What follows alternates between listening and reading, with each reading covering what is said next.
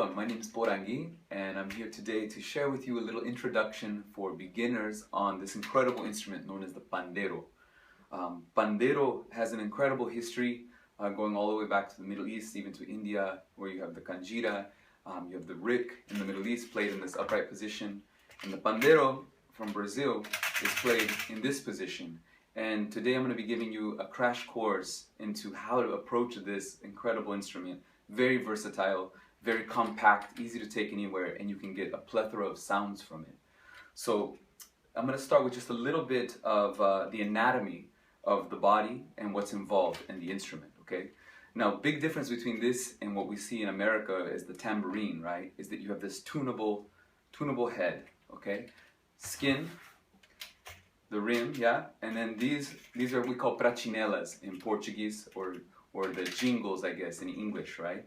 And so this is like, with these instruments and the tunable head, you can tune this into a way that'll give you a whole bunch of notes, especially for your bass notes. I'll be using the analogy of a drum kit, and usually that helps a lot of people think about it. So first, just let me give you a little demonstration of some of the sounds from it, okay?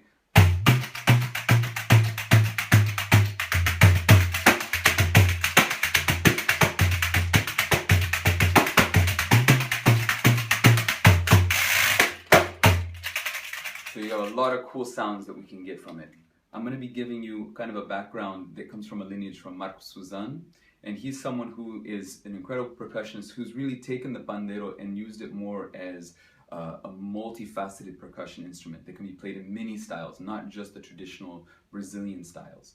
For this, it's more as a soloist, the style and approach I'm going to give you. And as a soloist with a close mic either mounted to the bottom of the drum or just like we have here for this recording. And this will give you the ability to then play it and get a whole bunch of low, deep, rich bass notes in a way kind of like a tabla drum or a talking drum, where I can use my thumb on my left hand to actually get different tones. So for instance, bass note, open, high, and I can get all these different notes in between. So it's like all my toms on a drum set. You have the kick drum,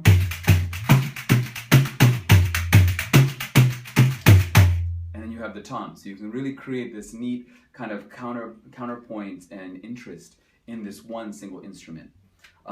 Great as an accompanist, to use as an accompanist. So that's the bass note, okay? Now the other part is the hi-hat, right? It's like your timekeeper. It's always going, it kind of keeps the time, and that's where the zills, right, these prachinelas really come in. So they're kind of going the whole time. Now, common position for this drum is to lay your hand over it, kind of right here between these two prachinelas. And in a way, it's like, I think of it, and I'll talk a little bit too about the geometry here. So if you see on the bottom of this drum, with the skin heads and with the nylon synthetic heads, you want to tape it. And you'll see many patterns, crisscross, all kinds of crazy. It's not so important. This is what I was taught by my teachers, and I recommend it to students. And you're going to see that I use this kind of square, and the square is based off of the one area. So you have all these prachinelas, and there's one area where it's open. That's where your hand goes. There's a hole there. It's not for you to stick your finger through, so don't do that. You'll hurt yourself. That's for hanging the drum up if you want. You just hold it, grab it here, and we're going to want to hook it and not have our fingers touching the actual skin.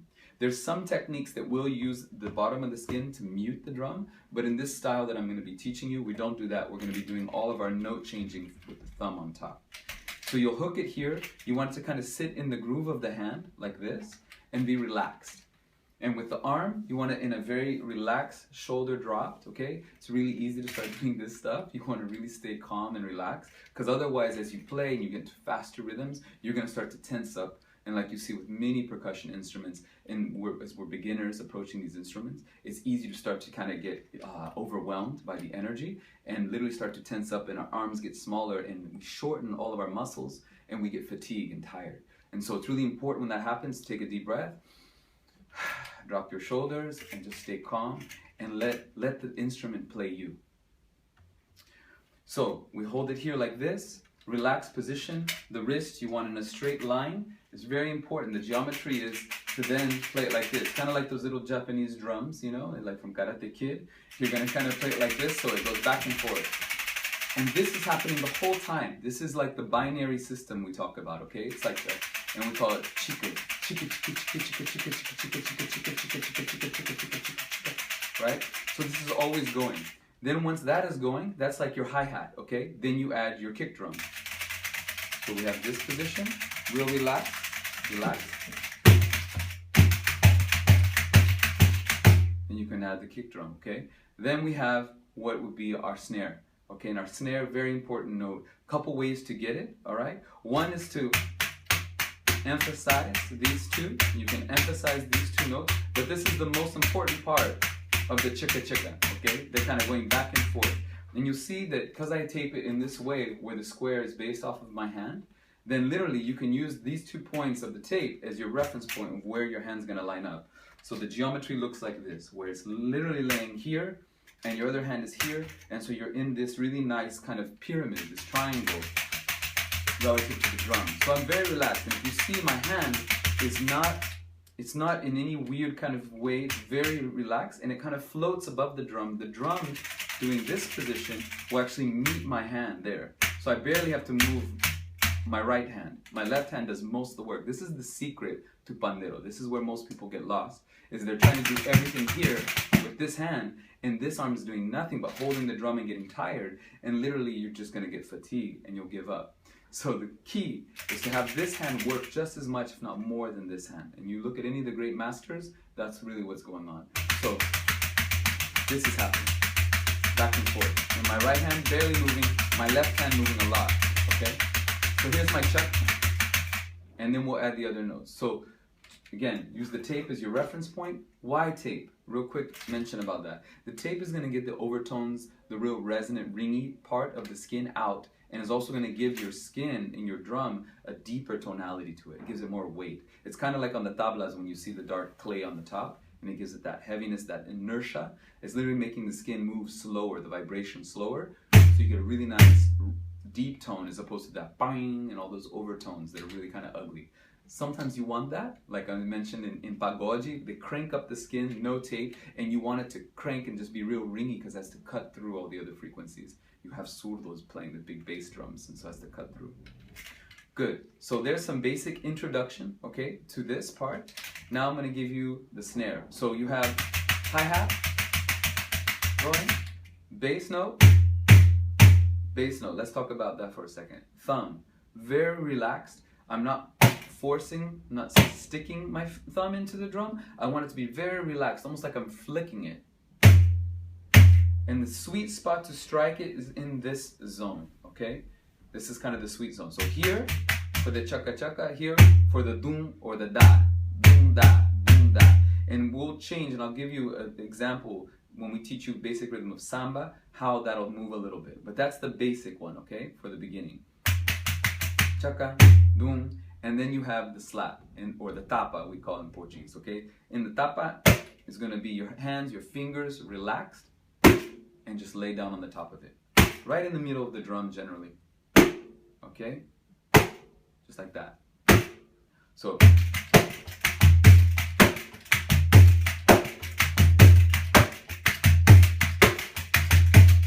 you see my left hand is doing most of the work.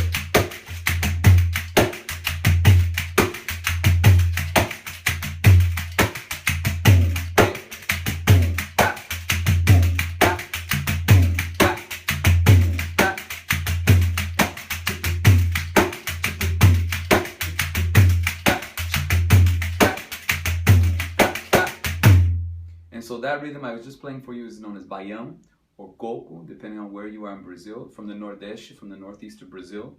And it's a really sweet rhythm that I like to teach early on too with this instrument, because it's one that you'll recognize similar to soca, has that kind of that swing to it, that feel, and it'll get you to start really opening up and feeling the dance of the pandeiro. One of the neat things about the pandeiro that is often overlooked is that it's such a dancing instrument. It's an instrument where you're not meant to really stay still. It's supposed, the whole thing moves, and we have a lot of malabarismo, they call it, in Brazil, which is like, kind of like a juggler, where we do lots of tricks with the pandeiro. And that's gonna be for more advanced videos, but just for now, just to tell you, look on YouTube, you're gonna find lots of examples of this, and it's not supposed to be a static thing. So don't be afraid to be expressive with this instrument. It gives you the freedom, the mobility, especially if you use a clip-on mic, move around stage, interact with your audience, interact with people, and let this instrument be this like a bridge between your audience and the music. So let me just say a quick note here about tuning. Tuning is really important of your pandeiro. So I mentioned that you have to tune it down in this approach to get all the different bass notes. We'll want to tune it low. You're going to find a tuning key usually with your pandeiro. It looks something like this, similar to a typical drum key. It has a little different gauge possibly. So you're just going to adjust it, and you want to loosen it, always working in a star formation, kind of like this, boom, boom, boom. And you'll loosen it just a little bit at a time as you go to each corner. Loosen a little bit, a little bit, a little bit, a little bit. Repeat if you need to. Test it. And a lot of times give it a tapa to just see. When you strike it like that, the slap will help just the skin to settle until you get a nice deep tone. So just important about that. Be careful with the skin, depending on where you live. You can easily lose your skin. It can tear, obviously, just like a djembe or any other instrument. You want to be real mindful. Treating the skin, really recommend is like a red palm oil or something like that, a jojoba oil. You can oil your skin a little bit, not very much, because you want to keep this side of it tacky, so that you can do rolls and play more its friction styles, which we'll get to in a little bit. Samba. So let's give you a little breakdown with the notes in context, teaching you the basic rhythm of samba. Samba, for those who don't know, is a rhythm that came originally from Africa and was then introduced into Brazil and became now one of our national rhythms that we perform in various contexts. And samba has many different ways that it's performed, from the north to the south of Brazil. Everything from samba enredo with the big samba schools in Carnaval at like 150 BPM, all the way to something at 80 BPM, bossa nova, really chill, and everything in between. So I'm going to give you kind of a basic introduction that you could play like a bossa nova slow, since this is a beginner's video. So here we go. First thing is, like I said, the hi-hat. We want to get this binary, okay? So this is going to be going the whole time, back and forth. We call this chiki chiki.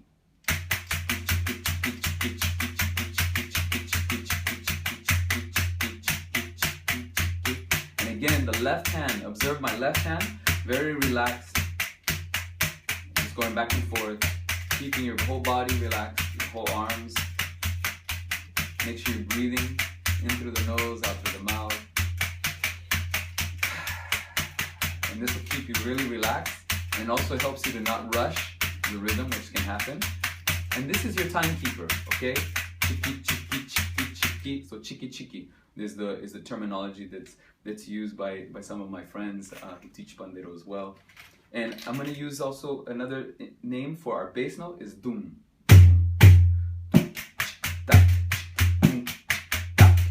Dum chiki tak chiki dum chiki tak chiki dum ki chiki tak ki chiki dum chi chiki tak ki chiki dum. And so this dum is a muffled bass note. So we have the open, which I showed you, and we strike like this, and then we have a muffled note where we strike in the middle of the drum, okay? And it's like, imagine a little glue is on your thumb, on the side of it right here. I'm striking right here, kind of where this bone is, maybe a little bit towards the meaty side, and just, again, my wrist meets the pandeiro, okay? It's moving in this motion, in this plane, and this finger meets it here, okay? So while I'm going,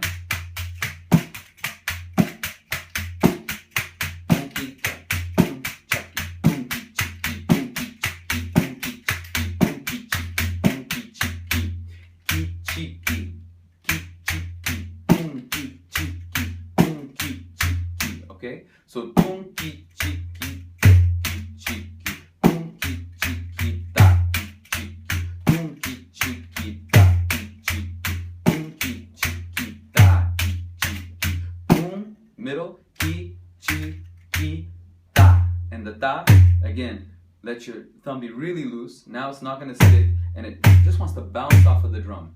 I'm going to exaggerate it here so you really hear the whole note versus where it's muffled. You still get a bass, but it's a muffled bass. Now that's important because samba, when it's normally played by a whole bateria, by the whole ensemble, you have the surdo player, and he's going to play and mark the bass pattern with a mallet and the stick, and he'll actually mute the drum on the 1, and the 2 will be open. So tum, tum, tum, tum. So 1, 2, 3, 4. Tum, tum, tum, tum, tum, tum, tum, tum. So you're doing that here. 1, 2, 3, 4. 1, 2, 3, 4. And of course, then there'll be someone playing like a ganza, a shaker of some kind.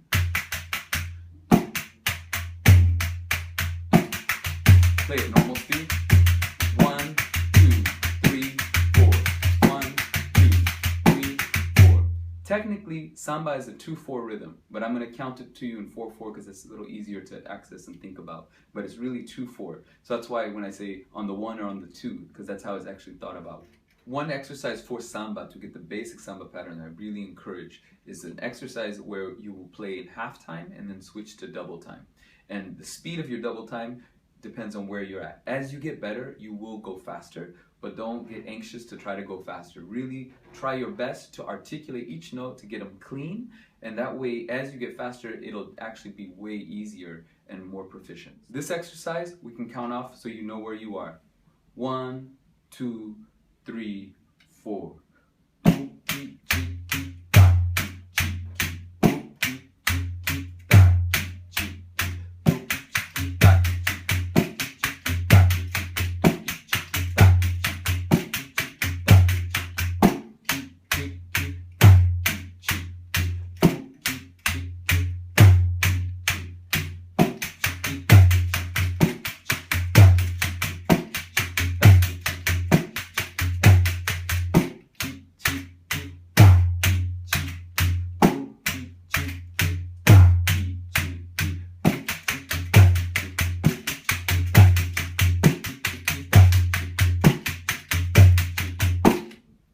So that should give you a good intro and approach to the pandeiro. Samba, from this rhythm, all other rhythms will open up for you. So if you start to cultivate those notes, that's going to be key. Now I'm going to add one more note to it, which we haven't done yet, which is the slap. The slap is going to give it a little bit of a pickup, and it's going to actually give a little bit more energy to the rhythm.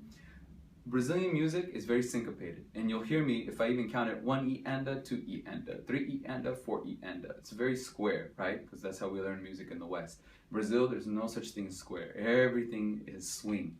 We call swinging in Portuguese. And so swinging, okay, as you're doing that, it literally becomes the dance, and that's where the left hand is key, because if you're rigid trying to play this, it's not going to translate. So you have to let it dance, okay? So that's...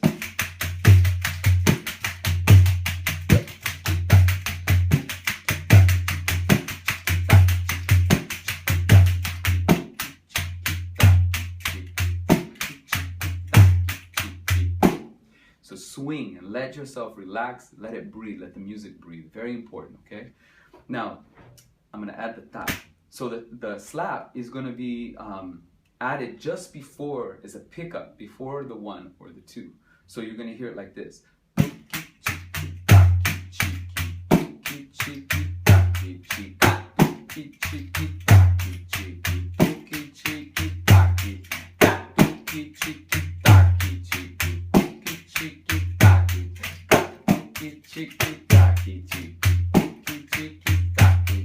And 1, 3, 4. And 1, 2, 3, 4. And 1, 2, 3, 4. 2, 3, 4. So that I'm doing a slap and then right to the muted bass note, okay? The doom. And in Brazilian music, when you hear a lot of times when people are grooving, you'll hear this kind of a pickup notes like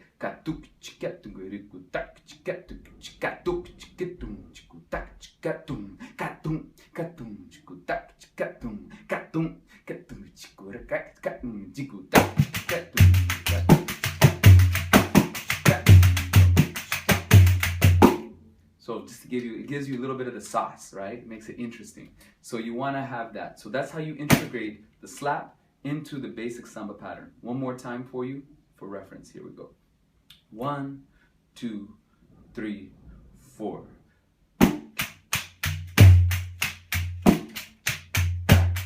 And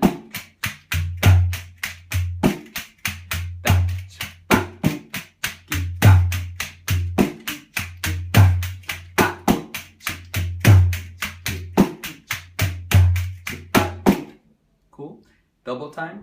1, 2, 3, 4. 1, 2, 3, 4. 1, 2, 3, 4. 1, 2, 3, 4. And you can add it in, before the 2 as well if you want. So and 1, 2, 3, 4. And 1, 2, 3, 4. And 1, 2, 3, 4. And 1, 2, 3, 4. And 1. So there's some examples. Introduction, Samba, Pandeiro.